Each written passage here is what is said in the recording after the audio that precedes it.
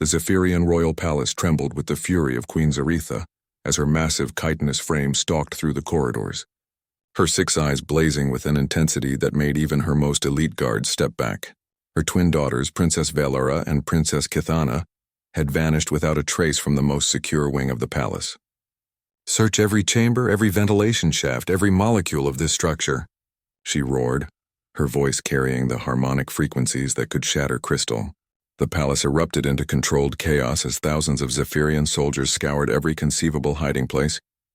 What made this disappearance particularly alarming wasn't just the security breach, it was the timing.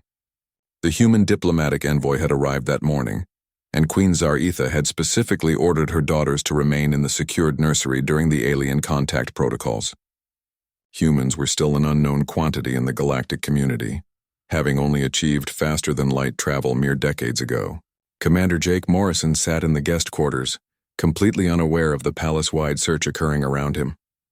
The 34-year-old former Marine had been selected for this diplomatic mission precisely because of his calm demeanor and ability to remain composed under pressure. What the mission briefers hadn't prepared him for was how exhausted he'd feel after 6 hours of formal negotiations with beings whose very presence seemed to vibrate through his bones.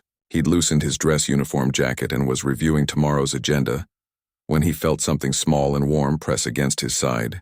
Glancing down, he discovered what appeared to be a tiny iridescent creature no larger than his palm, with delicate translucent wings and markings that seemed to shift like oil on water.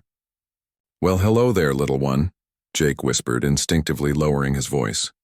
The creature, clearly a juvenile Zephyrian based on its features, chittered softly and seemed to burrow closer to his warmth. Before he could react further, a second identical creature appeared from behind a cushion and joined its companion. Jake found himself in an unprecedented situation. These were obviously the Queen's missing daughters, but something about their behavior puzzled him. In all the briefings about Zephyrian biology, they'd been described as a warrior species, fierce, territorial, and protective to the point of aggression. Yet these two juveniles seemed completely at ease with him. As the minutes passed, the little princesses made themselves increasingly comfortable. Princess Valara had curled up against his ribs, her tiny claws gently kneading his uniform fabric, while Princess Kithana had somehow maneuvered herself to rest against his collarbone, her wing beats creating a barely perceptible breeze. The door to his quarters suddenly burst open with enough force to crack the frame.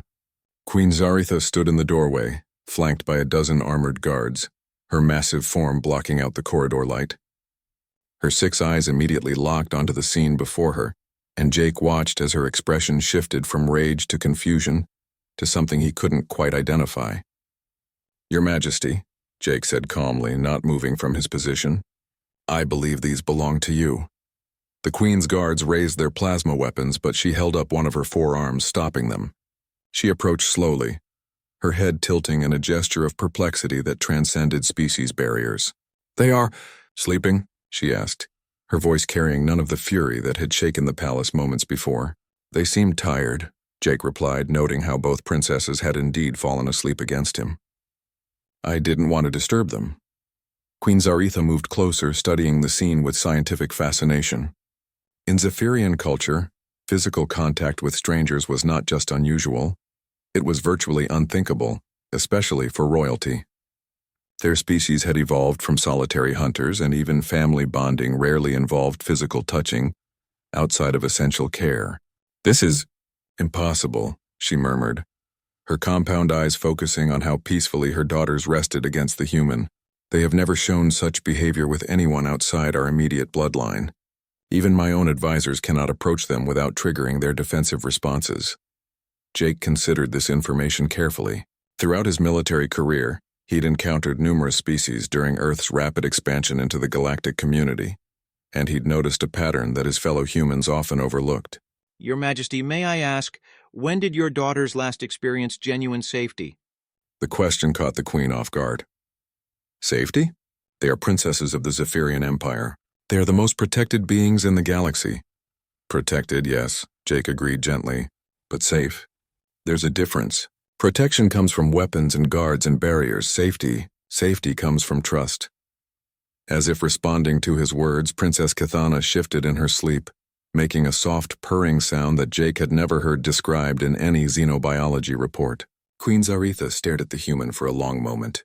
In the span of hours, this alien had accomplished something that centuries of Zephyrian child-rearing protocols had failed to achieve. Her daughters were completely relaxed.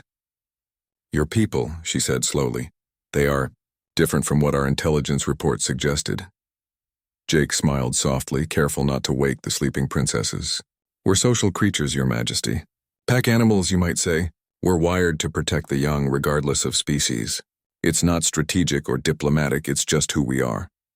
Over the next hour, as Queen Zaretha observed her daughter's unprecedented behavior, she began to understand something profound about humanity. These beings didn't just negotiate or fight or explore, they nurtured. They created safety through presence rather than force, trust through vulnerability rather than strength. When the princesses finally woke, they chittered happily and climbed up to perch on Jake's shoulders, treating him like a favorite tree.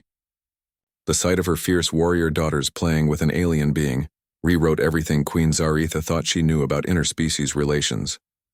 The diplomatic implications were staggering, but in that moment, watching her children experience something they'd never known before, the Queen made a decision that would reshape the balance of power in the galaxy.